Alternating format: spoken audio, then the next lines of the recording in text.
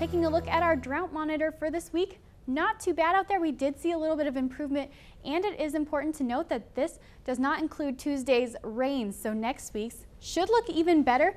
We do have that drought-free area has moved over to the east, and we are seeing abnormally dry in more portions of the state as well, and so we are seeing improvement, and hopefully we will continue to see that improvement as the summer goes on. Well, for temperatures, our 6 to 10-day temperatures below average for part of our state, above average in the southwest portion of the state, near normal for some of us, and then above average for the eastern part of the United States. And as we look at our 30-day temperatures, we are looking at some below average temperatures for portions of Nebraska, portions of western and northern Nebraska. Otherwise, most of us will see equal chances for normal temperatures for the next 30 days. And those 90-day temperatures, most of us will see around our average for the next 90 days, below average to our north and above average to our south. That includes portions of Kansas as well, stretching down into Texas and to portions of the west.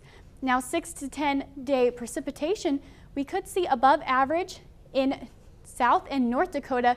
That does include portions of, just a small portion of eastern Nebraska, but equal chances for most of us in Nebraska and Kansas, below average for many of us. So that is not good news for them. 30-day precipitation, we are looking at above average chances for precipitation in the entire state of Nebraska, South Dakota, as well as most of Kansas. So that is good news because we can always use that precipitation, and that will help us to see even better drought monitors. So the 90-day precipitation, we are seeing above average chances for most of us in Nebraska as well. Eastern Nebraska, that portion will see near average chances for precipitation, and below average to our south in portions of Texas and Louisiana. So taking a look at our average highs and lows, normal is around 79 degrees, 58 for our average low. Through next Friday, we are looking around our average, around 77 degrees for our high and right at average for our low, around 58. And there's our proverb for the week. If the cricket sings louder than usual, then you can expect some rain. Well, that is it for our check of our grow forecast. You sent us some pictures, and now here they are.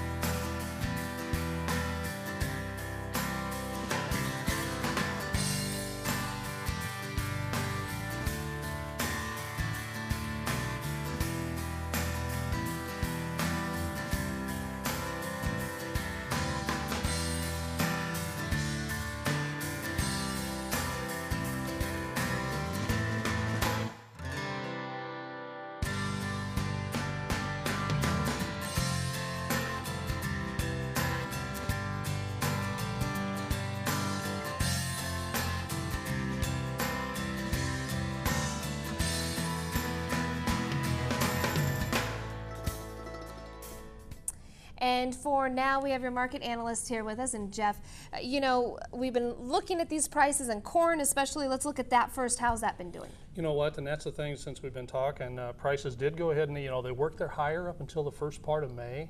And then actually since May 9th, they're actually down, hard to believe, 67 cents a bushel on the new crop. And that's been a big drop, more than a lot of people have actually thought. What's going on behind this then? Why is this happening? You know, it's kind of like we talk sometimes. The market adds premium when there's uncertainty, and when the market knows more about what's going on out there, it takes it away, and that's really what we're seeing. Last Monday, USDA came out and said that 95% of the crop was planted, so they're getting more comfortable with the amount of acres that's in the ground.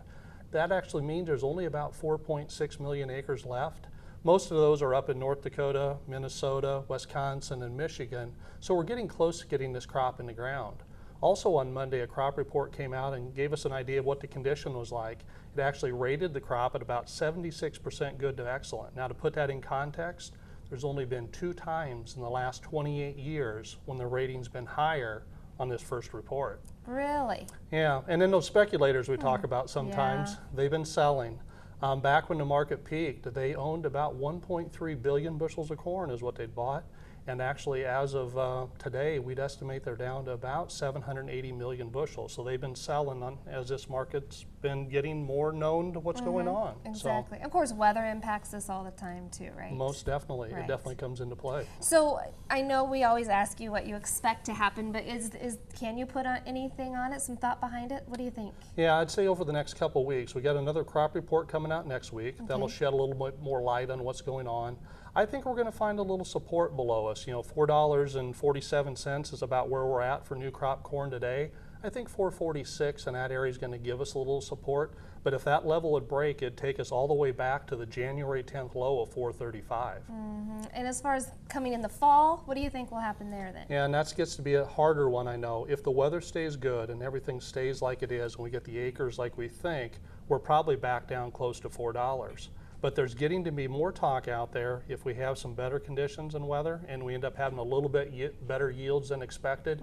You know, don't be surprised to see corn down 385, 390. Okay, thank you so much.